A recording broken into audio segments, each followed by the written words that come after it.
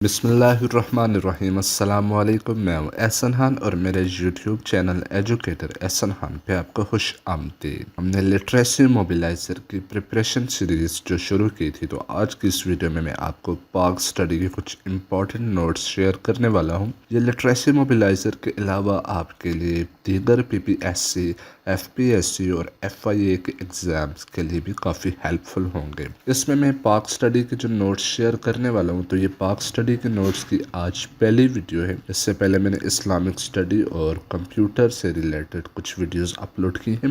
تو آج کی اس ویڈیو میں آپ کو انڈو پاک ہسٹری جو کہ ایک سکیچ یہاں پہ میں شیئر کرتا ہوں، جو کہ ہم شروع کریں گے محمد بن قاسم سے، اور یہ تھوڑی امپورٹنٹ انفارمیشن ہوگی۔ اتنا زیادہ ڈیٹیل میں ہم نے نہیں جانا کیونکہ زیادہ کی ہمیں ضرورت ہی نہیں ہے۔ تو یہ 6-7 منٹ کی ویڈیوز میں یہ سارے ٹاپکس کور کرنے لگا ہوں، اور پھر اس کے بعد ہم محمود غزنی یا محمود غزنوی کو دیکھیں گے، اور Muhammad Ghori, slave dynasty, Tughlaq dynasty, سعدت ڈائنیسٹی، لودھی ڈائنیسٹی، مغل، اور پھر اس کے بعد شیر شاہ سوری، اور پھر فائنلی مغل کا دوسرا دور ہم دیکھیں گے۔ یہاں پہ ہماری یہ سیریز کمپلیٹ ہوتی ہے انڈو پاک ہسٹری کی، جو کہ سٹارٹ ہوتی ہے 711 سے لے کے 1557 تک۔ تو یہاں پہ سب سے پہلے محمد بن قاسم کے حوالے سے جو نارملی پی پی ایس سی میں کوسچنز آتے ہیں، وہ میں آپ سے شیئر کرتا ہوں۔ اس کو آپ دیکھیں کہ محمد بن قاسم سب سے پہلے 711 میں انڈیا میں داخل ہوئے تھے بطور فاتح، اور مسلم فاتح کے طور پر وہ سندھ میں 712 کو ان کی لیڈرشپ کے تحت ایک فوج یہاں پہ داخل ہوئی تھی، اور انہوں نے سندھ کو فتح کیا تھا۔ پھر اس کے بعد محمد بن قاسم نے جو فتوحات کی تھی وہ امید پیریڈ تھا۔ 712 میں سندھ کو فتح کرنے کے بعد ساؤدرن پنجاب کو فتح کیا گیا تھا، اور محمد بن قاسم نے راجہ طاہر کو شکست دی تھی۔ اس دوران بہت زیادہ لوگوں نے اسلام قبول کیا تھا، اور 715 کو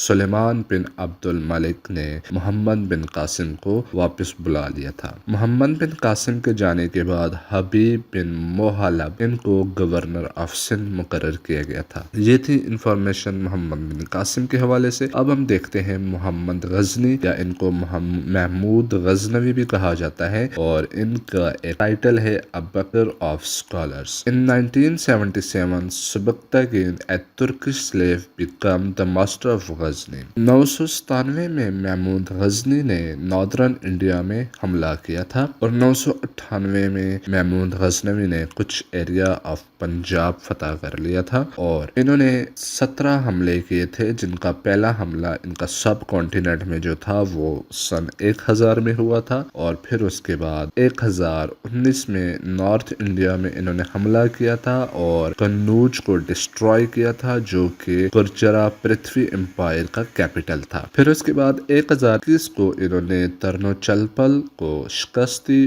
اور پنجاب کے کچھ ملکہ علاقے فتح کیے تھے۔ اس کے بعد سومناتھ ٹیمپل کو 1026 میں انہوں نے تباہ کیا تھا اس پر حملہ کر کے، اور ان کا جو آخری 17واں حملہ تھا وہ 1027 کو ہوا تھا۔ Hazrat Data Ganj Bakhsh Ali Hujwiri and Alberuni came to India along with the Sultan Mahmud Ghaznavi. انہوں نے لاہور کو as a centre of Islamic centre کے طور پہ ڈیولپ کیا۔ اس کے ساتھ کچھ اور انفارمیشن، جیسے کہ Alhafif was the first ruler of Soomro dynasty, اور ان کا جو ایرا تھی وہ 1011 سے لے کر 1026 تک، اور سومرو ڈائنیسٹی جو بیسیکلی رول کر رہی تھی سندھ میں، انہوں نے 402 سال تک سندھ میں حکومت کی، جو کہ تھی 1035 سے لے کر 1439 تک۔ اس کے بعد آتے ہیں محمد غوری۔ محمد غوری 1191 پرتھوی راج چوہان، اور انہوں نے مختلف جنگیں لڑی تھی۔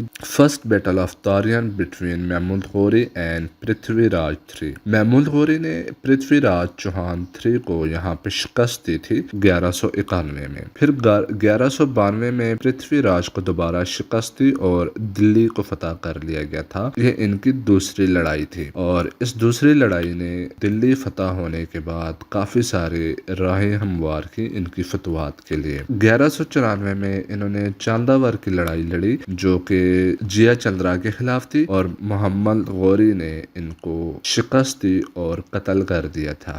1206 میں ایک اور لڑائی ہوئی تھی جو محمود غوری اور ککھڑ کے درمیان थी और जेलम दरियाए जेलम के पास ये लड़ाई लड़ी गई थी और महमूद गौरी इस लड़ाई के दौरान शहीद हो गए। इसके बाद आती है स्लेव डायनेस्टी, जिसका आगाज हुआ था 1206 में। It was the first Islamic state was established in India and Qutbuddin Aibak Turkish became the first ruler of Islamic State of India. The Ghorid slave Qutbuddin Aibak becomes the first Sultan of Delhi. 1210 में कुतुबुद्दीन ऐबक की वफात पाई थी और इनकी वफात लाहौर में पोलो खेलने के दौरान चोट लगने की वजह से वफात हुई थी।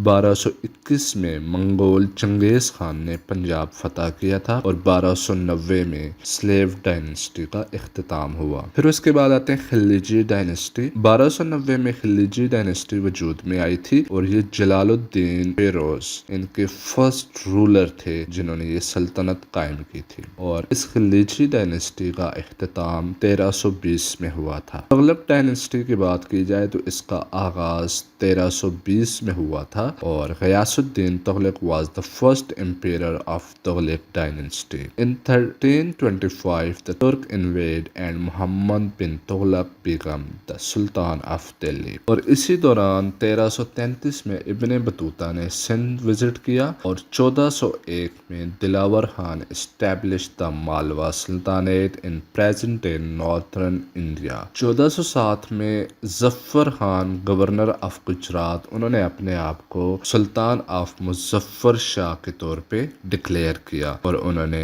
मुजफ्फरिड डायनेस्टी की बुनियाद रखी और 1414 में तुगलक डायनेस्टी का इख्तिताम हुआ और इस दौरान नासिरुद्दीन मोहम्मद के सुल्तान थे। Firoz Shah Tughlaq constructed the 5 canals to remove the scarcity of water. और फिर उसके बाद आते हैं सादत dynasty. 1414 beginning of the Saadat dynasty in सब कॉन्टिनेंट और इनका इख्तिताम हुआ था 1451 में। उसके बाद है लोधी डायनेस्टी। इसका आगाज हुआ था सब कॉन्टिनेंट में 1451 में। बेलुल खान लोधी इनके फाउंडर थे और फिर उसके बाद 1469 Guru Nanak the founder of Sikh ism की पैदाइश हुई थी इसी डायनेस्टी के दौरान और 1486 में शेर शाह सूरी पैदा हुए थे सासरम में। 1490 में Guru Nanak Dev ji establish the Sikhism and city of Amritsar, यहाँ से सिख मजहब का आगाज हुआ। Ibrahim and Jalal was the last to son of Lodhi sultanate. The Ibrahim was defeated by the Babar. ये बाबर, यहाँ से मंगोल एरा शुरू होती है। बाबर एक मंगोल थे जिन्होंने लोधी डायनेस्टी को खत्म किया था। इसके बाद हम मंगोल एरा के बारे में पढ़ेंगे। तो आज तक की वीडियो में इतना ही। उम्मीद करता हूँ ये वीडियो आपको पसंद आई होगी। ये कंटेंट थोड़ा मुश्किल है लेकिन आप इसको प्रिपेयर कीजिएगा कि ये अक्सर PPSC के एग्जाम में इनसे रिलेटेड क्वेश्चन आ जाता है। Thank you for watching. Allah Hafiz.